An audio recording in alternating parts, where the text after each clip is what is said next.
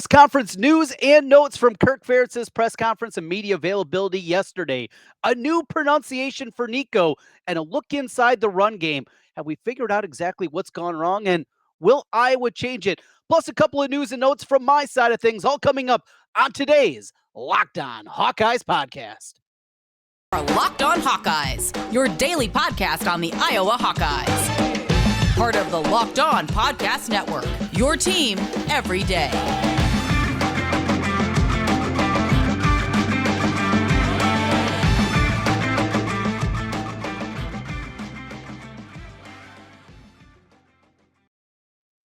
Welcome back once again to the Locked On Hawkeyes podcast. I'm Trent Condon. Thanks for making Locked On Hawkeyes your first listen each and every day. Available wherever you can find podcasts, and of course, also available on YouTube. If you head there, make sure to hit that subscribe button. We greatly appreciate it. Today's episode is brought to you in part by LinkedIn and LinkedIn Jobs, a official betting partner with us here on the college football recruiting sponsor across the Locked On College Network. LinkedIn Jobs helps you find the candidates you want to talk to faster.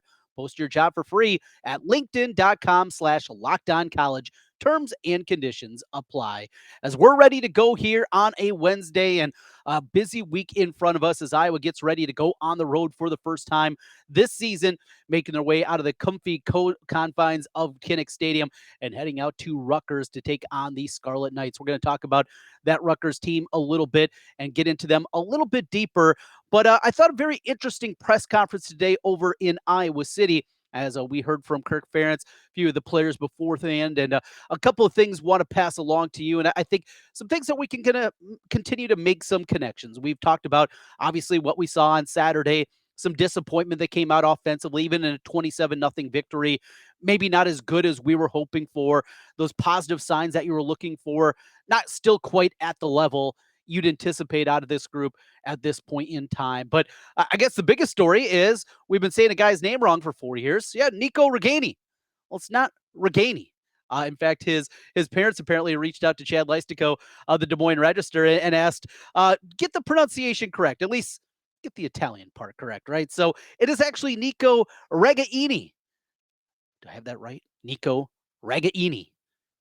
We'll see if the broadcast gets it right on Saturday, but we'll work on that one. And I'm going to guess we're going to have a few problems now getting that one and getting the name straight. Now, here's, of course, the big news that comes out of the press conference as it pertains to injuries. Yesterday chart, no Keagan Johnson listed on there.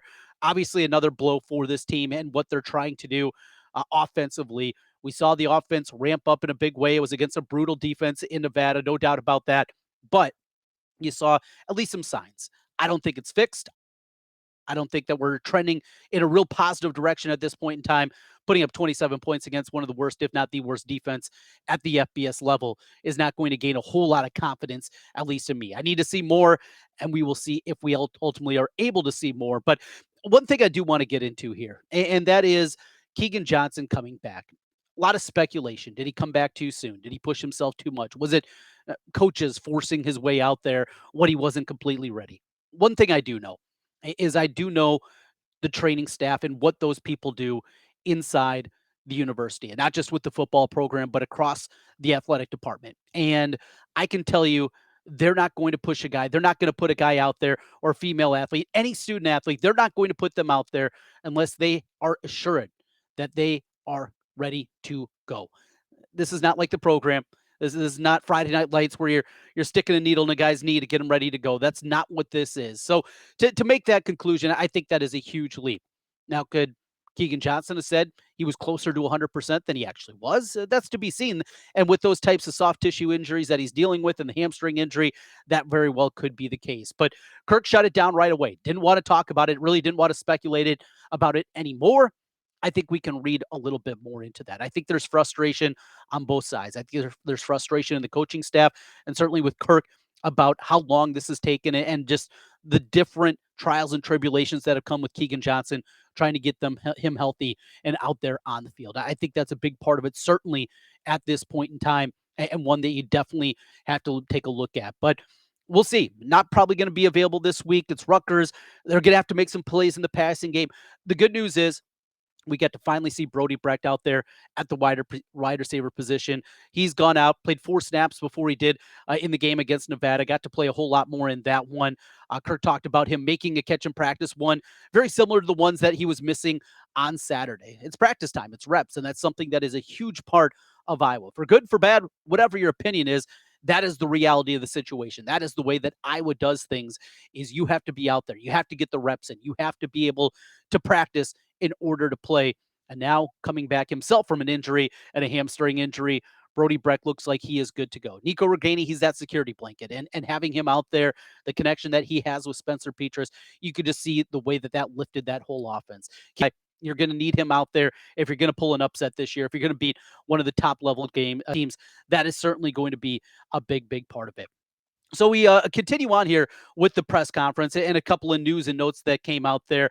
Speaking of the injury front, Noah Shannon, they hope to have him back here in the middle of the week. We'll see if he's able to go, but he's dealing with an injury right now. And Jestin Jacobs, a possibility that he's going to be able to play.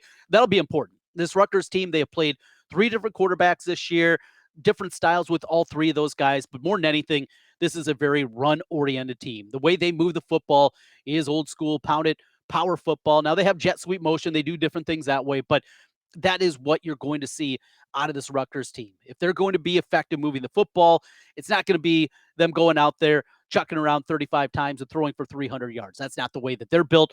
It is a Greg Schiano team. It is old school. It is physical football.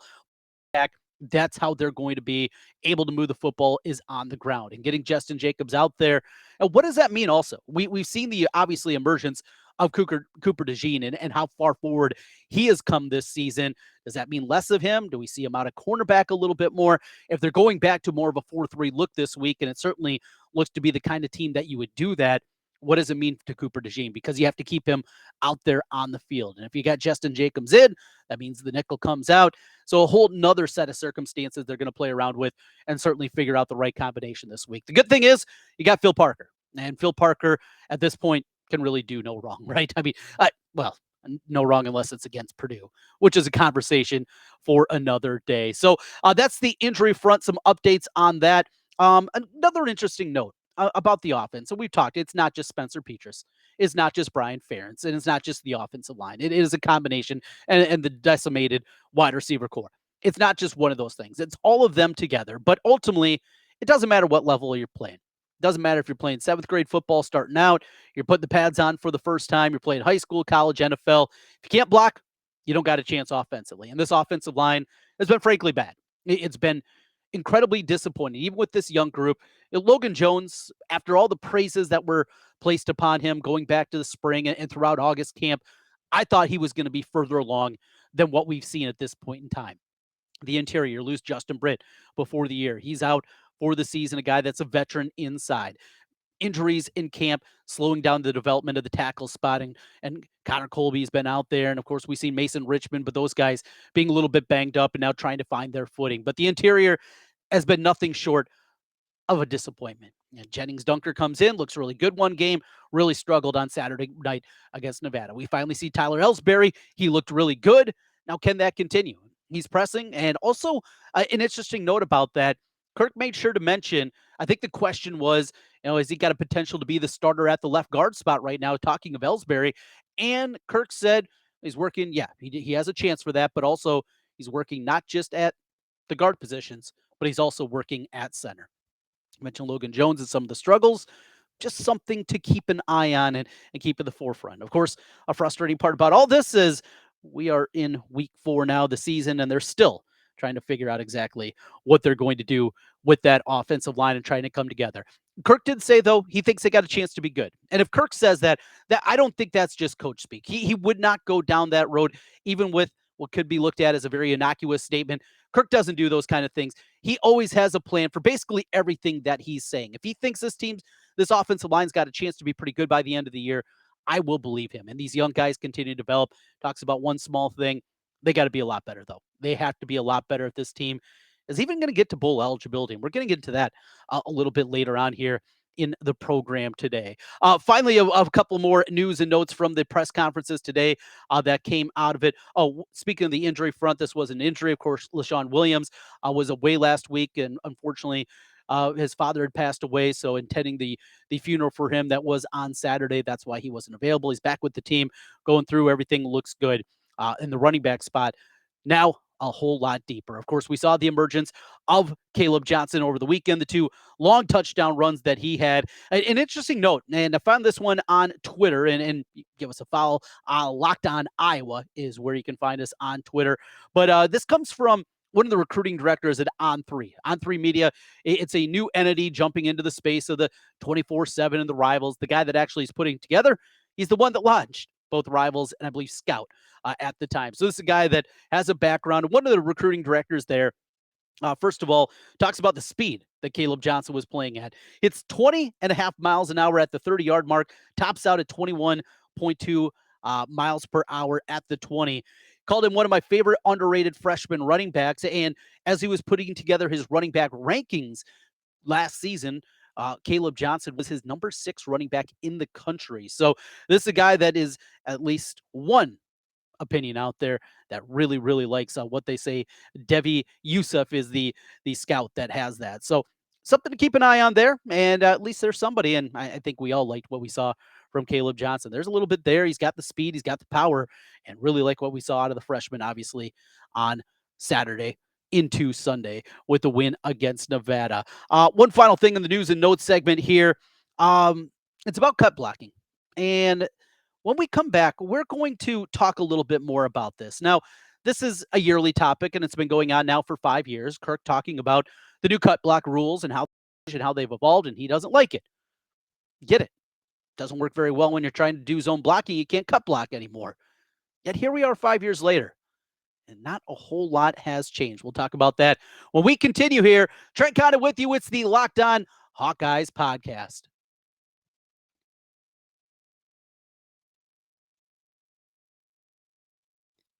These days, every new potential hire can feel like a high-stakes wager for your small business. You want to be 100% certain they have access to the best qualified candidates available. That's why you have to check out LinkedIn Jobs. LinkedIn Jobs helps you find the right people for your team faster and for free.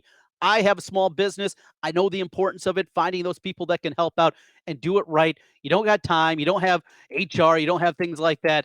This is the kind of place that can go and help you out. It is LinkedIn Jobs. Go right now, add your job in the purple hiring frame to your LinkedIn profile and spread the word that you are hiring. Free job posts available on LinkedIn Jobs. Simple tools, screening questions make it easy to focus on the candidates with just the right skills and experience so you can quickly prioritize who you'd like to interview and ultimately who you'd like to hire. Finish the year strong, find that right team member, kick off 2020 in the right way.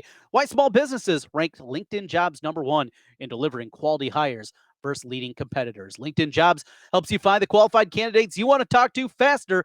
Post your job for free at linkedin.com/lockedoncollege. That's linkedin.com/lockedoncollege to post your job for free. Terms and conditions apply. As we're talking about, it was certainly an interesting press conference as went to the well one more time. The question was asked about cut blocking, schemes. Kirk talked a little bit about 7 and 7. He thinks everybody just wants to see everybody passing the ball. Well, that's not true. You look at the evolution of the running game in college football, and it's done a whole bunch of ways. I look at a program like Coastal Carolina and the way that they have basically morphed the triple option into a shotgun offense, and they've evolved that way.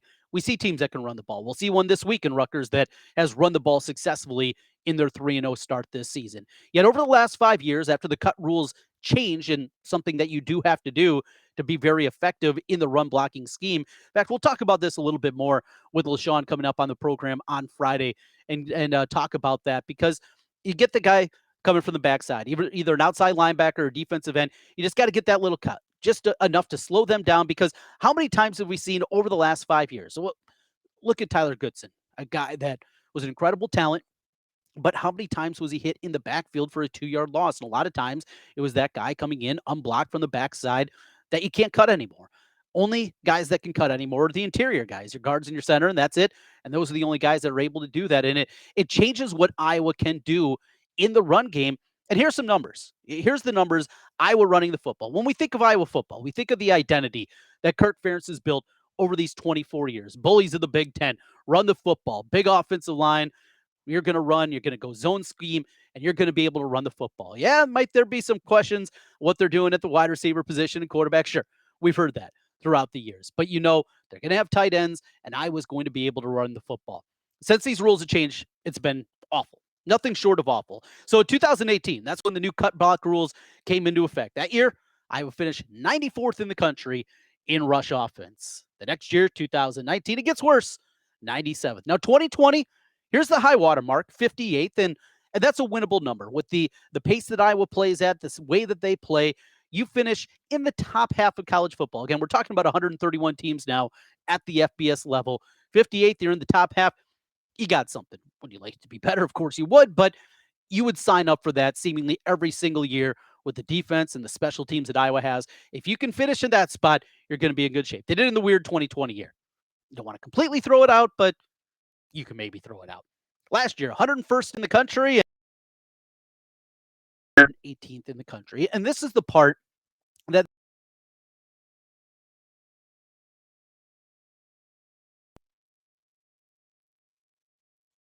I get frustrated when you watch this team, you watch the identity that they want to have.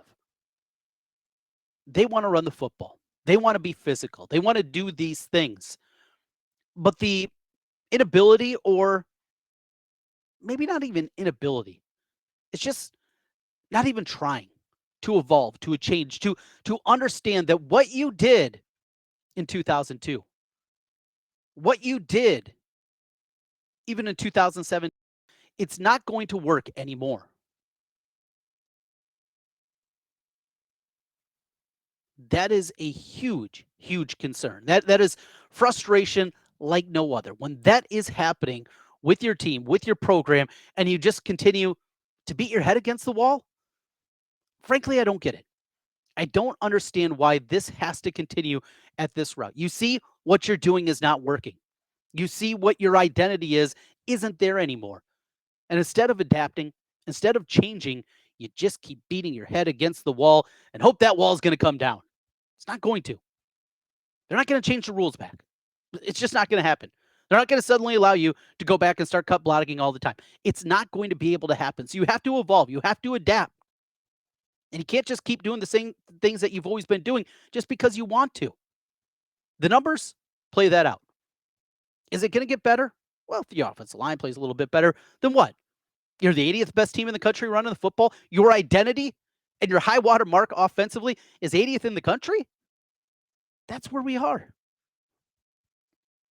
This is not to say that the game has passed by. Look, Iowa played for a Big Ten championship a year ago. They won their division. They went 7-2. They've been highly successful over the last 7 years. This is one of the most winning programs in the country. That's not what this is. But these are the things. It can be easier. It can be so much simpler. How many times over these last 5 years where it just feels so damn hard offensively, just trying to move the football, and it's so difficult. Adapt, evolve, change.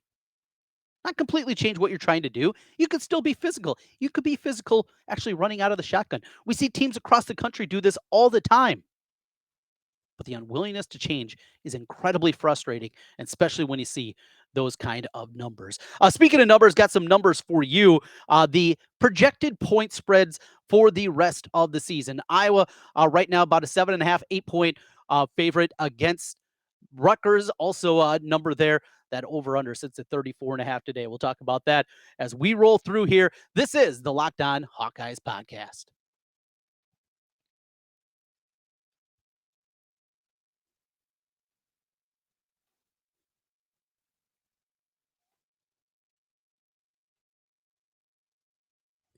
BetOnline.net, your number one source for all your pro and college football betting needs and sports information this season. Find all the latest football league developments, game matchups, news, podcasts, including all the games coming up this week. BetOnline is your continued source for all your sports wagering information, live betting, esports, scores, more. Of course, we got MLB coming down the stretch run here of the regular season. Golf comes up, President's Cup happening this weekend, MMA, boxing. They all have you covered at BetOnline. Head to the website today or Use your mobile device to learn more about the trends and action. Bet online, where the game starts. Wrapping up here as we talk Iowa football with you. It's the Locked On Hawkeyes podcast. Thanks for making Locked On Hawkeyes your first listen each and every day. Hit us on YouTube up as well, and you can go there right now. Hit that subscribe button. You'll know each and every time we have a new episode for you with the Locked On Hawkeyes podcast. Jason will be joining me tomorrow. We'll go with a little degenerate life with Jason, myself, and then on Friday it'll be LeShon as we continue to preview Rutgers. We'll go a little bit deeper into the Scarlet Knights. Look, their numbers are not very good, but as we're talking about Bet Online, these are projected point spreads the rest of the year. These come from a professional handicapper out in Las Vegas that I have a connection with, and he sent these along. These are his power numbers. This is just one man's opinion, but where he projects the point spreads to be in his grading system. Iowa, in fact, is 34th in the country right now in his power numbers, so it gives you at least a little bit of a baseline. Kinnick is a 5-point stadium for point spread. There's an old adage that a point spread is just 3 point or home field advantage, 3 points for home field advantage. That has not been the case. In fact, in the NFL, that number is well under 3, some places under 2 at this point in time when you're talking about handicapping. And college game, there's a lot more sway. It goes anywhere from 1.5 points up to 6 points in most of the power systems that are out there when you're coming up with the numbers. And Kinnick's one of the better in the country, and it is a 5-point stadium when you're putting together the point spread. As mentioned, Rutgers, Hawkeyes are laying 7.5, 8 points, depending on where you're shopping right now. That over-under sits at a ridiculous 34.5. It will be one of the lowest ever totals. In fact, if it gets down to 34, it will be the lowest since last season. Iowa, Wisconsin was also 34. One other game over the last 22 years, Missouri Vanderbilt back in 2015, that was also 34, the total in that game. In a betting perspective, those numbers date back to 2000. But here are the projected point spreads the rest of the way for Iowa throughout the course of the season. Right now, again, always changing. These numbers will continue to evolve throughout. This is just where one handicapper, a pro, has the point spreads the rest of the year. He has Michigan favored by 8.5 at Kinnick next week. That'll be the big nooner, 11 a.m. Central Time kickoff with the Wolverines in town. After that, it's a road trip out to Illinois. Iowa's slight favorite in that game. A little bit of a surprise to me when I was getting these numbers. 2.5, the number Iowa, less than a field goal favorite in Champaign. After that, of course, it's the road trip after a bye week out to Bucky and taking on the Buckeyes, Ohio State. 21 was the look-ahead number this summer. That was available at a couple of betting shops out there here in the state of Iowa this summer. He currently has the number Buckeyes favored by 26. Back home for Northwestern, here's another shocker. Iowa favored by 19 against Northwestern. The Wildcats really plummeted in his rankings last week after that loss to Southern Illinois. Back-to-back losses for them, of course, after the win in Ireland in week 1 against Nebraska. Then it's a road trip to Purdue. Purdue favored by 4.5 in that matchup. Back home for Wisconsin, he has Iowa favored by 1 with his power numbers in the home field for Iowa playing at Kinnick. Iowa will be a 5-point road dog at Minnesota. And then the Black Friday game against Nebraska, he has Iowa currently favored by 13 in that matchup. So just a little bit of a baseline there the rest of the season. The point spreads that'll come out, they will look a little bit different. Circa Sports always the first one to launch theirs, and you can, of course, bet on those each and every time. And our preferred sponsor here with Bet Online, great place to go for all your sports wagering information. But thought that was a good look of looking through things and getting a little bit more deep into things. So finally, Rutgers. The Scarlet Knights are the opponent. Talked about a little bit earlier. They can run the football. That's one of their certainly strengths this year. They are 119th, though, in the country in passing offense. It's been 3 different quarterbacks this year. They have really struggled. The defense has been good this year, not against the murderers of teams that they played, but 10th in the country right now in total defense and rush defense. They are 2nd in the country. Can that run game improve? It's going to be a huge part of it. And another huge part is the battle of the punters. We've talked so much about Tory Taylor, just how good he has obviously been this season. Rutgers, they got one of their own. In fact, you might remember them the last time that Iowa played Rutgers. It was an incredibly difficult game, and really made it the most difficult was the punting of Rutgers. This could be a punt battle. This could be field position and just those little nuances. Getting that ball down inside the 5-yard line. No touchbacks.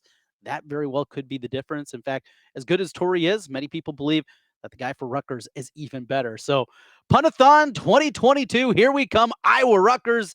Get your tickets now. If you're heading out there to Piscataway, hope you have a great time. Looking forward to a night game out there.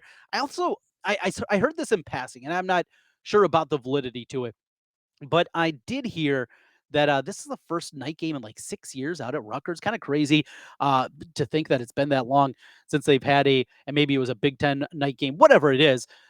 Pretty big. What now? How many people are going to be there? How excited are they actually going to be for a matchup like this? Iowa is it's a program, right? It's a program that you believe in. It's a program that you know. So probably going to be a pretty big deal out there. I was going to have to be ready to play. They'll be jazzed up, and it will be, I think, a tight game. We'll make our picks here later in the week for this one. We'll talk about that and get deeper inside the numbers here on the Locked On Hawkeyes podcast. One final thing, and thanks for staying with me to the end because I had to have just a little nugget for you guys here at the end. So continue to talk to a couple people in Iowa City. I relayed to you guys here a week or two back that one of the things that was maybe frustrating the coaching staff about the backup quarterback Alex Padilla was he takes a lot of chances in practice. He does things that maybe will drive the coaches nuts. Now I'm fine with that. I'm fine with a little bit of a wild card and a guy that is going to do those things. I think that would be an improvement for what Iowa is offensively. But that aside, hearing more and more rumblings about there's maybe a little bit going on, not putting in the same kind of work, not being in the film room quite as much as even a backup quarterback maybe should be. Again, these are just rumblings and rumors. There's nothing definitive about it. But I had somebody say this that if it got to a point where they did pull the plug on Spencer Petras, that they ultimately, let's say the play continues to struggle, they have a difficult one this week against Michigan, whatever it is, and they're pulling the plug, that there's a chance it's actually not Alex Padilla that would go out there, that it might be Joey Labus that would be the one. This is not some controversial thing. This is not to drum up controversy. That's not what we're looking for here, but just something that was mentioned to me in passing. I personally, I don't see it. You have a guy that has been in the program, a guy that has won for you, a guy that has played well when he's got an opportunity. If I was Alex Padilla, it would be incredibly difficult for me to go into the film room each and every day after what we've seen these last 3 weeks and not taking a snap. It would be frustrating, and I can certainly understand that angle. But just something to keep in the back of your mind. Nothing definitive, just some rumblings that are out there right now. That'll do it for today here on the Locked On Hawkeyes podcast. Of course, that's not all here on Locked On, including Locked On Big Ten. Football, breaking things down.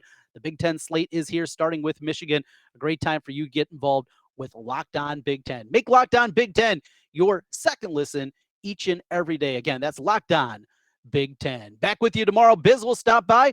We will talk about everything going on in Hawkeye world coming up with him. And then on Friday, LeShon and I will get ready for the matchup against Rutgers, a little bit deeper look at the running game. And what about that cut blocking? Does it make things? We'll do that when we come back. Thanks for watching and being with us here. This is the Locked On Hawkeyes podcast.